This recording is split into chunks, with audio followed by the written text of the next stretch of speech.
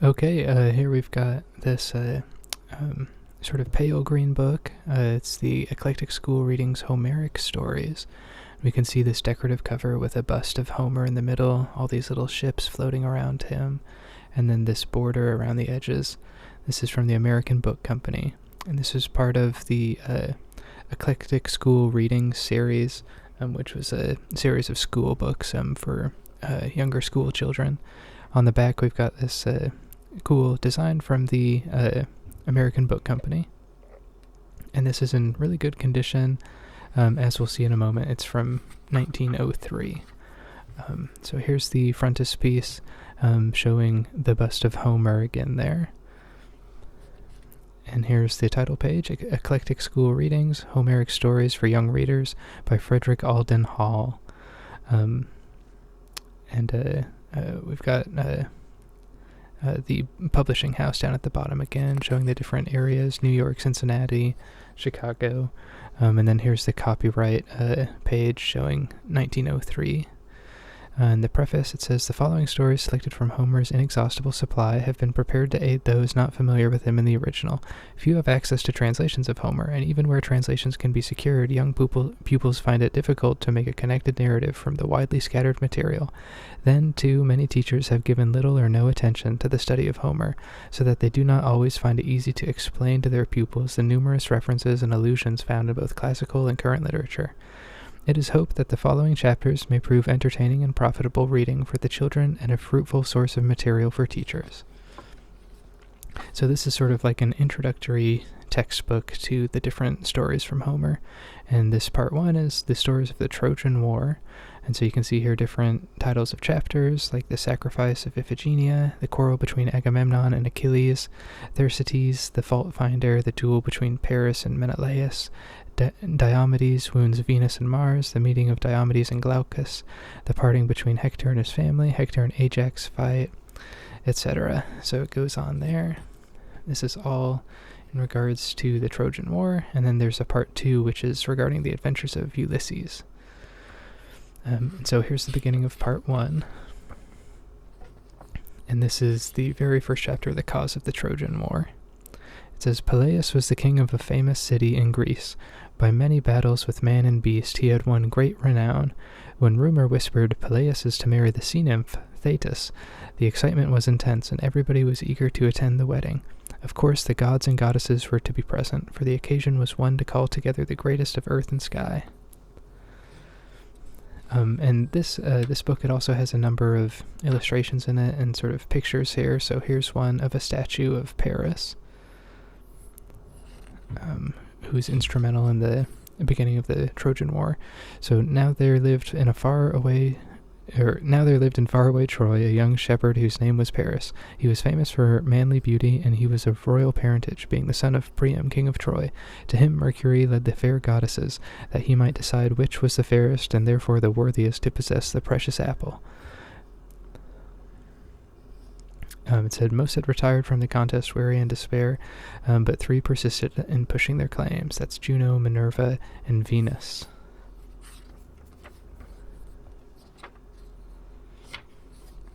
And here's another image showing the abduction of Helen.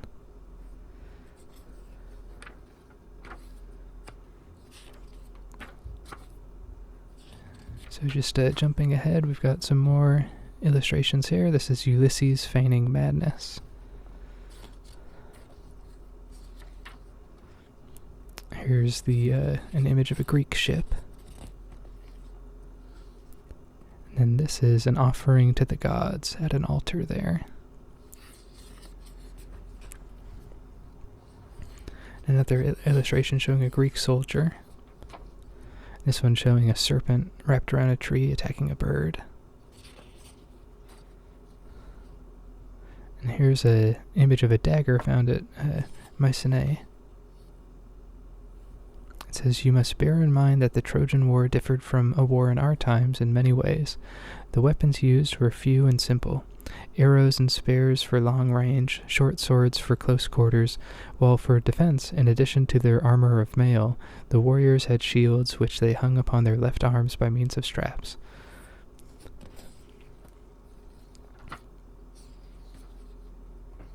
Here's another image showing Achilles deprived of Briseis. And then this is a bust of Jupiter here.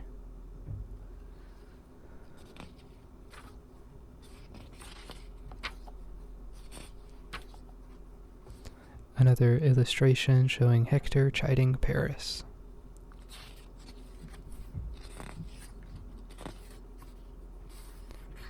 This is a statue of Minerva.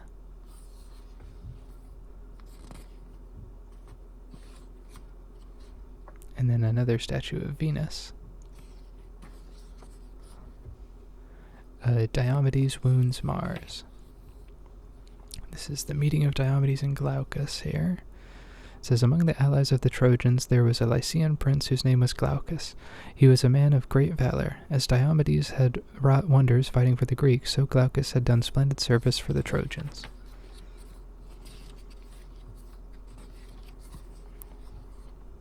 And then this is showing Hector parting from Andromache.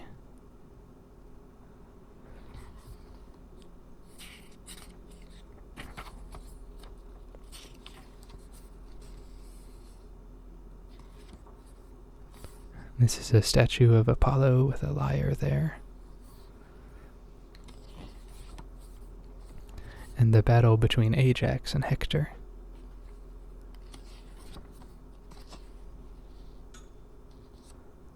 This is showing Hector's mighty deeds of valor. It says, thus far Jupiter had allowed the Greeks as well as Trojans to succeed. Now he decided to fulfill the promise made to Thetis, to send the Greeks humbly begging to Achilles. So at grey of dawn he summoned all immortals to meet him on Olympus. The gods well knew no common thought was back of his command. In haste they gathered and heard these words. Let none dare lend a hand to either side until I give the word, else shall he sink to Tartarus, the deepest gulf below the earth. Forget this not, or ages long and full of woe shall oft bring back my solemn threat.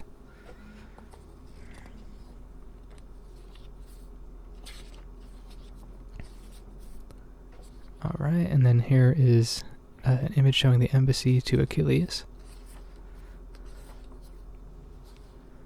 And this is showing Diomedes and Ulysses returning with the spoils.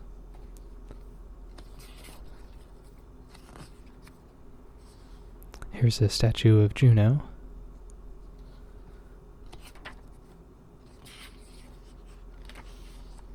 And this is showing a war chariot being pulled by 4 horses. And then this is Iris, the goddess of the rainbow. This is a section about Vulcan's workshop. So we can see them all around the anvil there in Vulcan's workshop. There's a little section here in regards to Vulcan.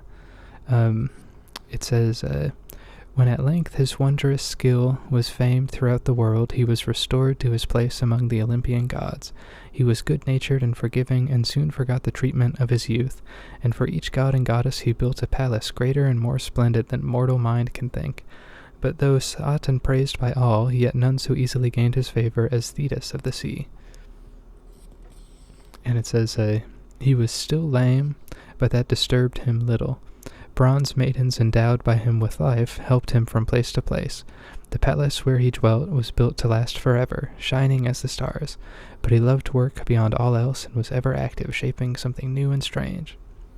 So Vulcan is the god of sort of fire and blacksmithery. So here's a image of Thetis bringing armor to Achilles. There's a chapter on the wooden horse.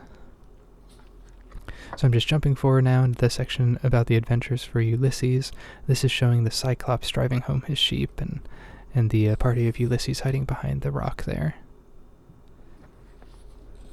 It says, Ulysses almost ceased to breathe at sight of Polyphemus, greatest of the Cyclops, famed throughout the world. The giant, having entered, took up a boulder lying near, too large for 13 Greeks to lift, and closed the cave's great mouth. Then he milked the sheep and goats, fed the little ones, and set aside the milk, some for cheese, some to drink. While busy, so we'll just jump forward here. Here's another image of Polyphemus, and you can see he just has the big one eye there. Here's the Temple of Aeolus with wind deities up around the top.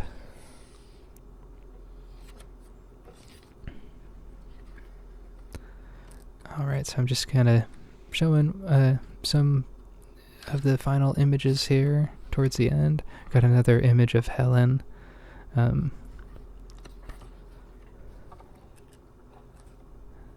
We've got here Ulysses and Eumaeus.